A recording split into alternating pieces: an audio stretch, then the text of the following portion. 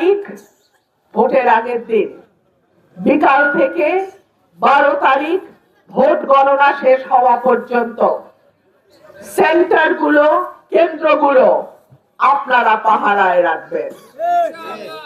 ভোটটা যে দিচ্ছেন, এই ভোটটা হেফাজতে আছে কিনা, নিরাপদ আছে কিনা, নাকি কেউ চুরি করে নিয়ে গেল, সেইটা দেখার দায়িত্ব কিন্তু আপনাদের।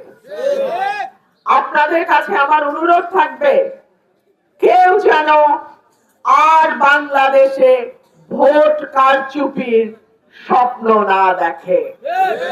আর যদি কেউ সেই রকম কোন চেষ্টা করে, পুলিশ প্রশাসন, সেনাবাহিনী, বিজিবি সহ আমার এলাকার আপামর জনসাধারণ সেই রকম কোন কুচক্রকে প্রতিহত করবে ইনশাআল্লাহ, এটাই আমার বিশ্বাস। প্রিয় ভাই আমার, আমি আমার বক্তব্য আর লম্বা করব না, আমাদের আরো 2-3টা প্রোগ্রাম আছে। আপনাদের সঙ্গে আমার নির্বাচনের আগে এই এলাকায় হয়তো আর দেখা হবে না, তবে ইনশাআল্লাহ নির্বাচনের পরে আপনাদের সঙ্গে বিজয়ে আমার দেখা হবে। আরেকটা কথা, ব্রাহ্মণবাড়িয়ার গ্যাস, এটা এখন সকলের একটা প্রশ্ন। ব্রাহ্মণবাড়িয়ার মাটিতে দাঁড়িয়ে ব্রাহ্মণবাড়িয়ার গ্যাস নিয়ে প্রথম কথা বলেছি আমি। প্রথম আমি বলেছি ব্রাহ্মণবাড়িয়ার গ্যাস ব্রাহ্মণবাড়িয়ার মানুষ না পেয়ে কেন অন্যান্য দিকে চলে যায়।